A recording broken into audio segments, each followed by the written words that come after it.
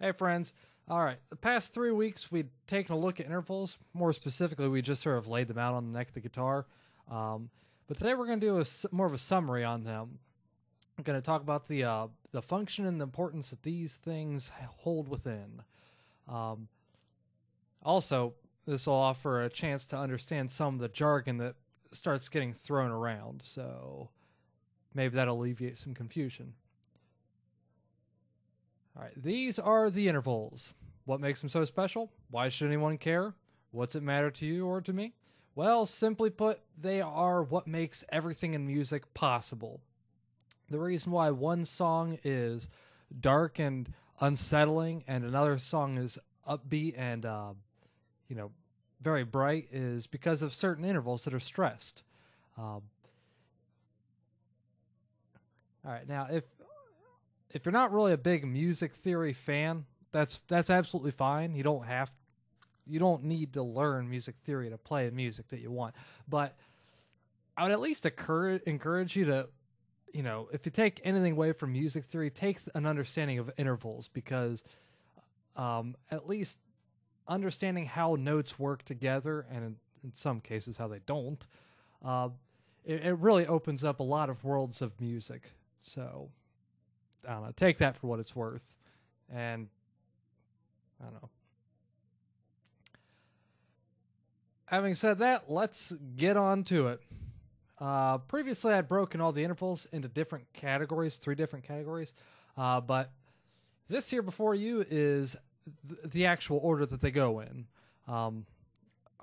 First step to understanding intervals, if you haven't already, is to memorize what you see here. If you're a bumbling blockhead like me, then you're probably looking at this thinking, "Oh my God, where do I begin?" It took me a good amount of time to understand this and to memorize it. For me personally, the biggest hurdle was when I'd start taking into consideration, you have your perfect fifth, but that's on the 7th fret. The numbers start getting different. The easiest way I found to alleviate the confusion is to just, when learning your intervals for a period of time, take the frets out of it. So that's what we're going to do. Okay, let's simplify it a little bit and take the numbers out of the equation. At this point, the underlying pattern starts to present itself a little bit more. At the beginning and end, you have the root note and the octave. Now, the root note and octave are always going to be the same note.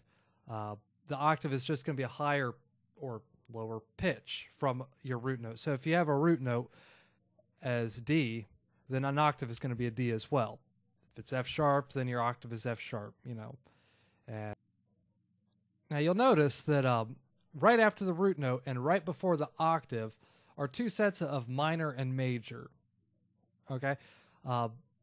If you can simply just remember to say minor, major after root note and before octave, then most of the work is already done. It's as simple as that.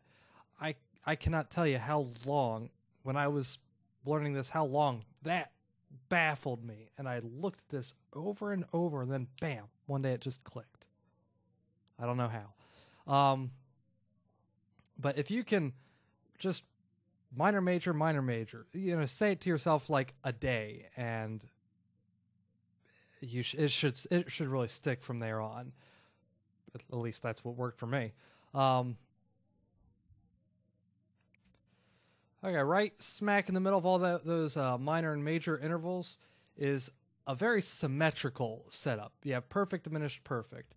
One perfect on the before and one after.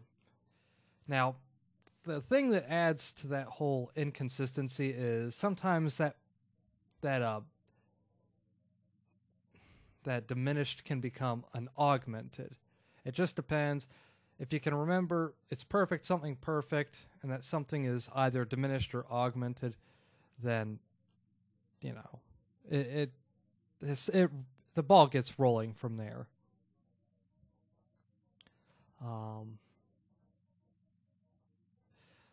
To alleviate that, if you do the same thing as you did last time, just spend at least a day just saying this stuff over and over in your head, then it should solidify to memory pretty quickly. And I've got a terrible memory, so if I can do it, then trust me, you can do it. Anybody can do it. Anybody can do it. Okay, now let's bring the numbers back into the fray, and when considering the previous pattern, the pattern to the numbers part should start to present itself a little more easily. The first set of minor and major are both second. The next set are both third. Excuse me. And, the same applies to the sixth and the seventh. There's a minor and major of both of them, and they go in numerical order. So, if you remember, second, second, third, third, and sixth, sixth, seventh, seventh, ta-da. I mean, if you can basically count, then that alone gives you a natural advantage.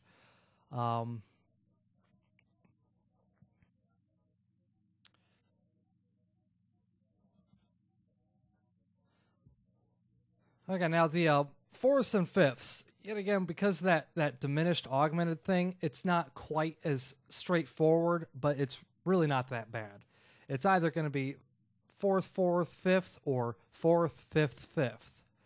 Depending on whether or not you're saying perfect augmented perfect or perfect diminished perfect. If you're saying augmented, then it's going to be perfect fourth, augmented fourth, perfect fifth. If you're going with the fifth, then it'd be perfect fourth, diminished fifth, perfect fifth. It really isn't hard to learn these things, and I cannot stress how invaluable it is to understand them, because when you get the ball rolling from here, everything is built up from intervals. So this knowledge translates to your understanding of scales, chords, chord progressions, you name it. Everything is built from here up, which is why I'm such an advocate to understand intervals. Even if you don't care about anything else, just understanding these gives you a very good advantage to really produce, to have more control over what feeling you're playing. And I understand anybody who's been a beginner before can understand that it can be very, very tumultuous to get over that confusing hill to understand something before it clicks for you.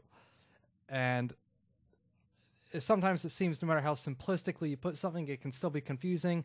So to that, I encourage, watch this video again, read whatever you're reading again, just keep exposing yourself to it, and in due time, it will just sort of click. It just sort of happens. I don't know how it clicked for me, but it did. It happens, and you never look back.